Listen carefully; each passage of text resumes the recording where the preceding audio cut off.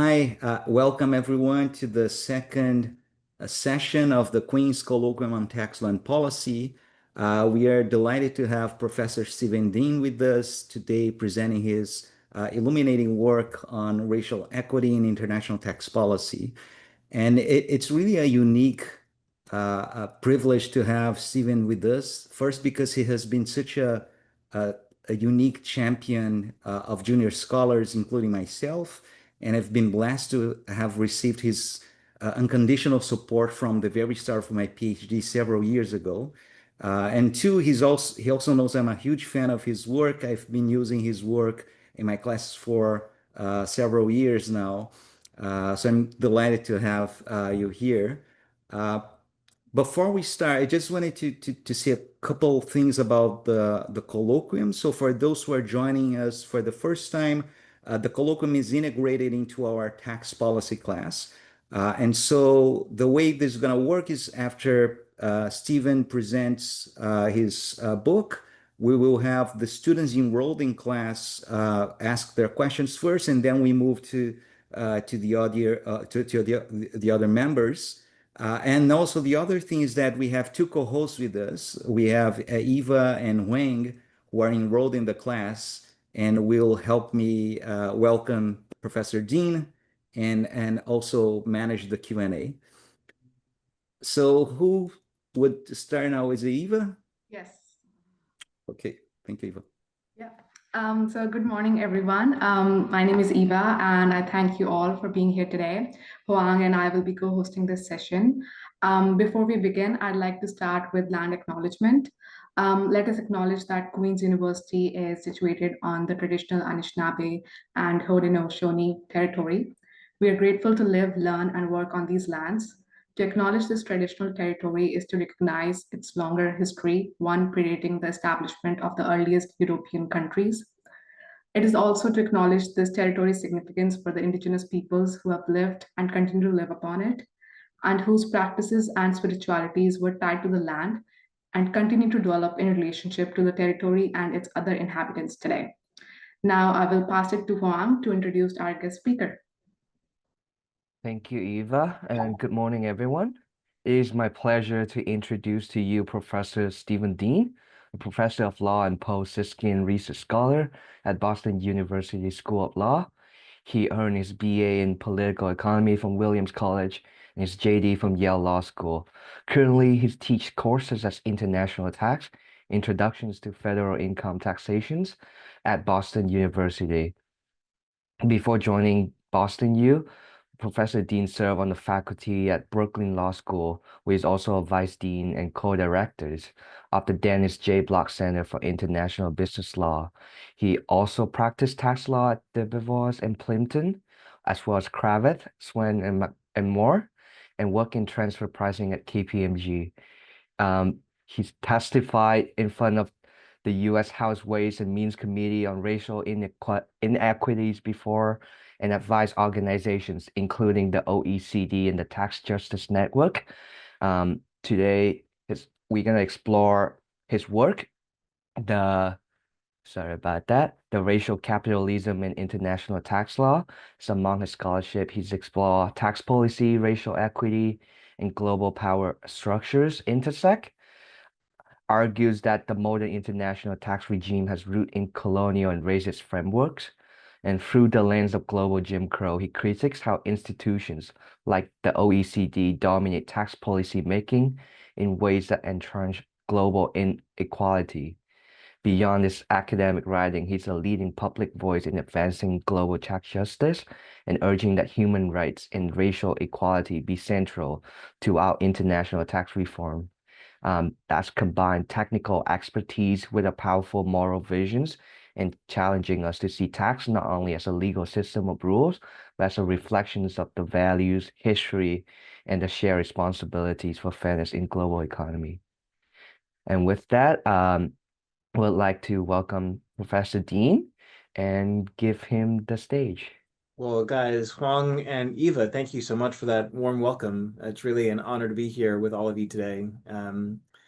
So I'm going to talk about a book that has just come out and is related to work that I've been doing, for all the decades that I've been in this universe.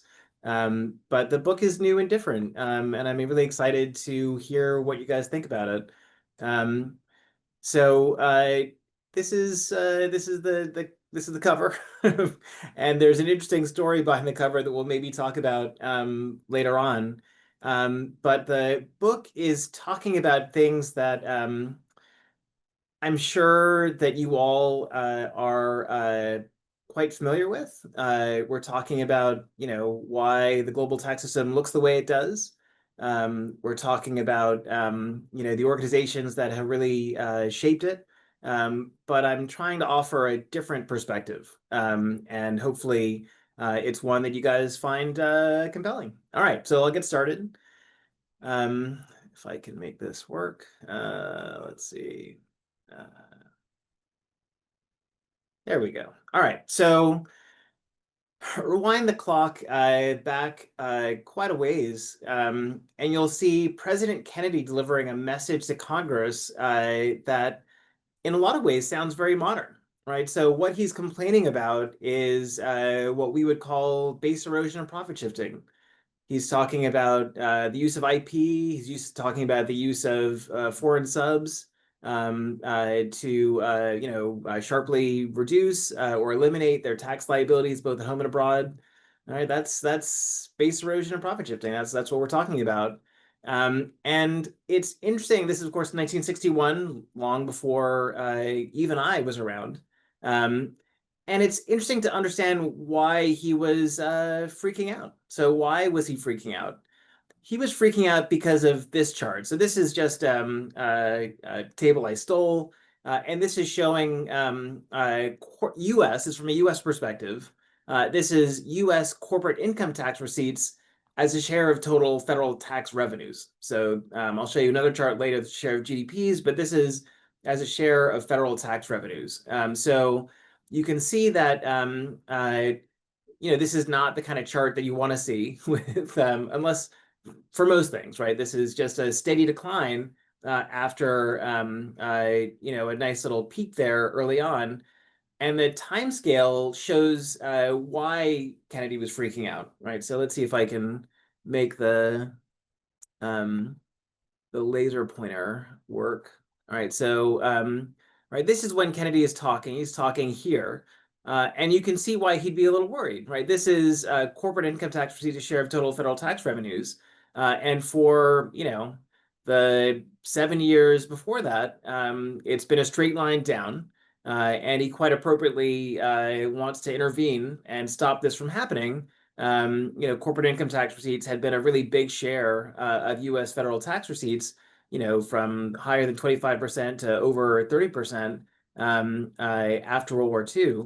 But it just, completely tanked. So despite, noticing here and taking the strong position here that something bad was happening, nothing changed, or everything continued to change, but in the worst possible way. And in the U.S., the corporate tax has now become an afterthought and really contributes less than 10% of federal tax revenues, which is interesting. So there are a couple of reasons why that happened. Some will sound familiar. Corporations didn't like it. They very much liked reducing or eliminating their tax burdens at home and abroad. Kennedy was working with Stanley Surrey, a figure I'm sure that you guys have talked about in some of your other classes, or maybe even in this colloquium. So Surrey was his primary tax advisor, and if you go to Surrey's records, his sort of papers, you can see the letters he wrote to all the executives who had been very grumpy with him for helping curb that collapse in corporate tax revenues, and he reassures them that they're going to leave developed countries alone, right? He's going to leave industrialized countries alone. The response to this is not going to target them at all. And there's another reason. So when Kennedy talked about base erosion and profit shifting, and this is different than the kind of conversation we would hear today, he was focused specifically on Switzerland. This was the jurisdiction where multinationals, US multinationals, were creating subsidiaries in order to eliminate their tax at home and abroad. And so Surrey, pretty feisty guy, as it turns out. He was conducting spearheading an investigation into what US multinationals like Chrysler were doing. And again, in his papers, you can find the organizational charts for Chrysler's Swiss operations. So he was really getting into this. And Switzerland did not like it, right? They did not like this at all. And they threatened to prosecute Surrey's folks. And then bigger picture, there's also the important role that Switzerland played outside of tax. I mean, we think we hear the tax policy colloquium because we think tax is important, but it turns out there are other things that matter more, like the threat of nuclear war. So Switzerland played a really important role in the Cold War, especially around the Cuban Missile Crisis, which is right around now. So Kennedy's message is in 61 when he becomes president, and by 1962, Switzerland is at the center of everything. And the last thing we can do is afford to really anger Switzerland. But I argue that there's something else happening as well. So these two maps, you can see they're borrowed from the CIA map library. This shows Africa in two snapshots in 1959 and 1961, and they changed the gray a little bit. But on the left, you can see the countries that were independent in 59. On the right, you can see the countries in gray, the lighter gray, that were independent in 61. Huge change. 1960 was called the Year of Africa because so many countries were achieving independence, right? This was a huge moment in the world. And again, it's not connected to global tax policy generally, but it is something that is happening in the world and is shaping the way global tax policy is evolving. So two things happened right between those maps on the very same day, in fact. And I really don't believe in coincidence, but maybe this was a coincidence. So at the UN, where all these countries were becoming independent and joining the UN, there was the General Assembly issued its declaration on the granting of independence to colonial countries and peoples, right? This makes perfect sense. This is what is happening in the world. And on the very same day that this happens, the OECD signs its charter is signed, right? So the OECD didn't exist until 1960, and you have to ask why all of a sudden this was important. And one reason it was important is that there was real fear about what would happen to the UN as all these countries joined it, right? There was worry that it was not going to be the same anymore. For tax folks, when we think about the role that the OECD plays, so the OECD before it was the OECD was the Organization for European Economic Cooperation, and it was changed to the OECD by adding Canada and the US, right? That's the only change from it being the Organization for European Economic Cooperation to the supposedly global body was adding two North American states, the US and Canada. But when we think about the OECD and its role in global tax policy, we think about expertise, right? That is the role that we think they play. But there's a great book that if you haven't read, you should, by Nikki Teo. And she talks about the history of the UN and the OECD and the sort of the skullduggery that happened in the rise of the OECD. And she points out that they had no expertise at all when they first started getting involved in tax. And the UN had a lot of expertise. And they said, hey, OEEC, if you guys are getting involved in tax, we could send you over some help, right? We could send some people over to help you figure out this complicated tax stuff because they had no expertise. So again, what was the role of the OECD? Why was it being formed? Why did it take on global tax policy? It wasn't like today that it had all the experts. It had none of the experts, but it still became this important force in this space. All right, why was this happening? So not only were these countries becoming independent, but they one of the reasons they became independent was during the colonial era. They hadn't been able to spend money on stuff they wanted to. Education, healthcare.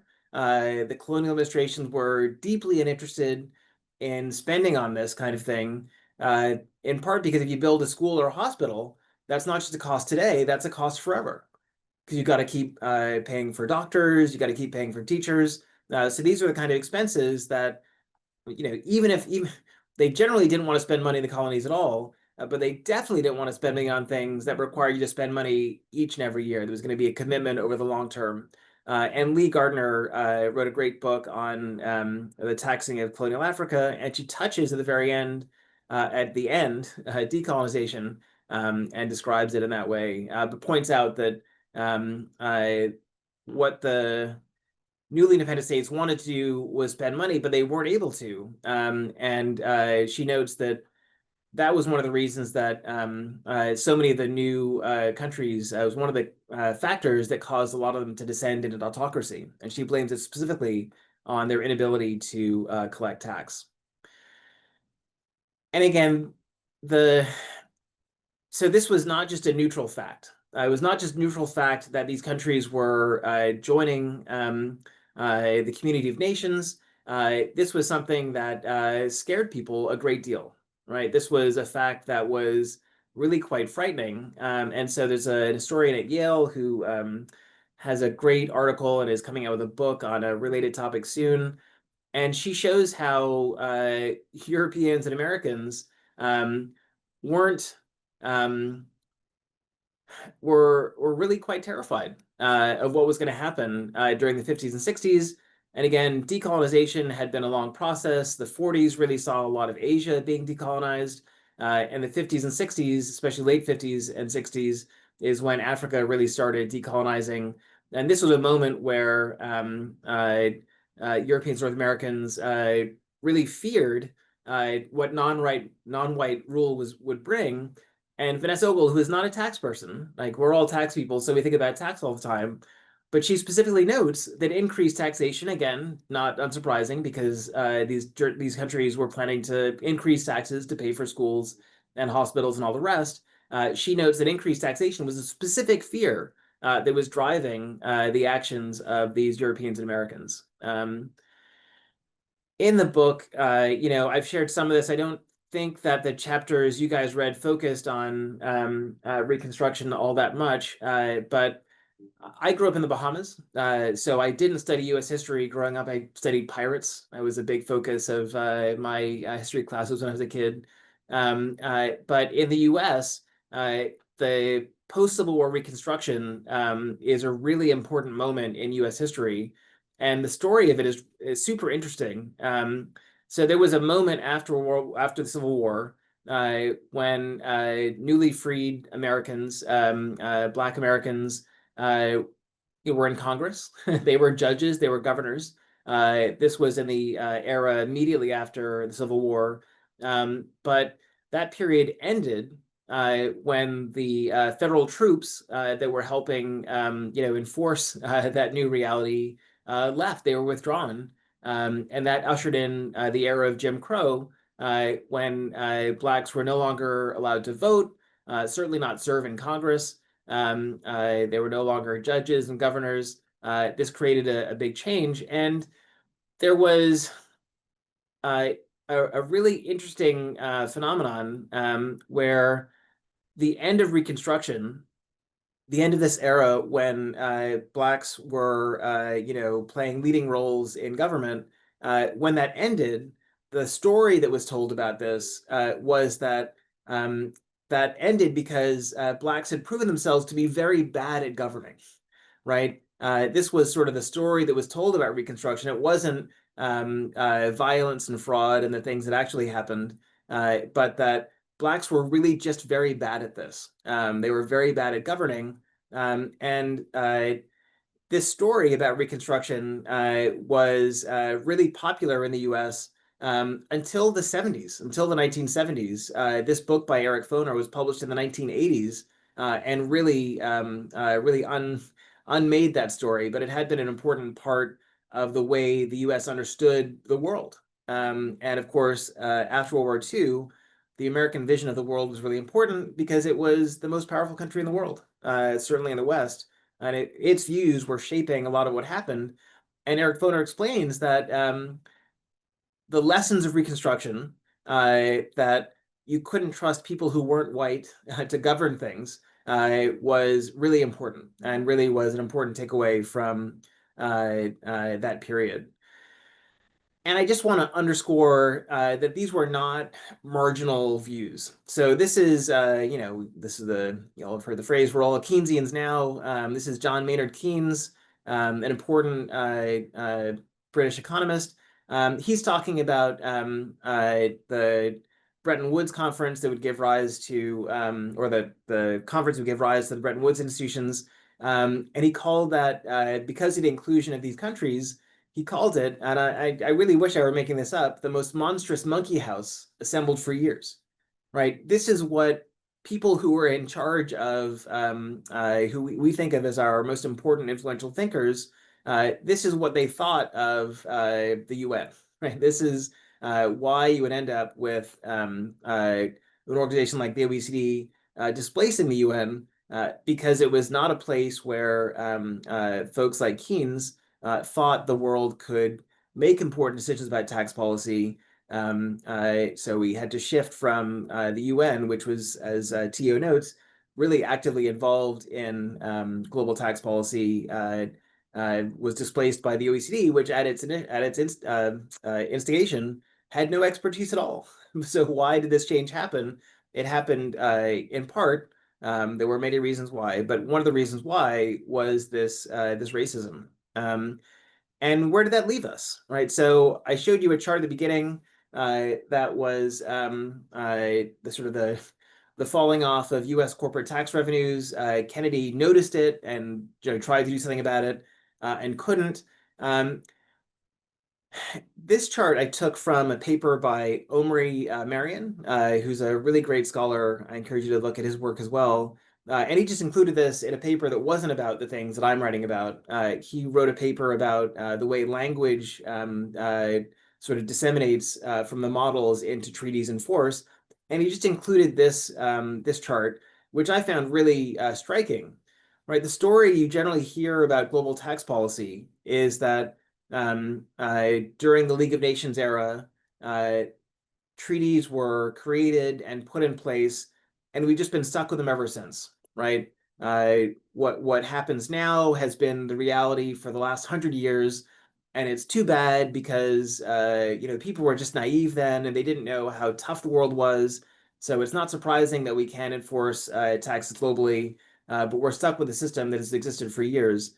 And what you see in this chart is that there really were no treaties until the 1950s, right? So it's a flat line from the 1920s through the 1930s through the 1940s, right? There are no treaties at all. And this wasn't for lack of trying. US experts had been pushing treaties, as Tio shows, for decades. And they tried in Latin America during World War II. And Latin America said, well, why did we do that? That's a terrible idea, a terrible deal for us. And they resisted it. And it was only at this moment where sort of the fears of those in charge really helped, catalyze this new consensus that what Kennedy had been worried about maybe really wasn't so scary. And I'll just mention that when you look at that chart that I first showed you, there really weren't very many treaties in place, but you only need one, right? And the US-Switzerland Treaty was really quite new at that point, signed in the early 50s. And that was why all these companies were forming subsidiaries in Switzerland and using that to avoid taxes. So you really only need one treaty, but the reality that we live with today of all of these treaties that are really enabling corporate tax abuse, this was not a reality we lived with before the 1950s. So I'll just show you one more chart here. And again, just to emphasize what's so striking about the pattern I'm describing is that the US was aware of the problem. Kennedy identified it, and if you look at that message to Congress, it really does look like he's talking about BEPS. I mean, it really could be taken from press release within the last 10 years. And what's so striking is the US accepted this reality. And you can see, you know, again, I'll try the laser pointer, see if I could do that. Right, so this is when, right, this is when the around when the Swiss treaty was signed, right? So people figured out, and corporate tax revenues start falling. Kennedy speaks around now, but nothing really changes. Or again, things just continue getting worse. And again, this is not, the earlier chart was federal tax revenues, the share of federal tax revenues. This is sources of federal revenue as a share of GDP. So it's over a larger base, just to show that this is not, that other chart wasn't an outlier.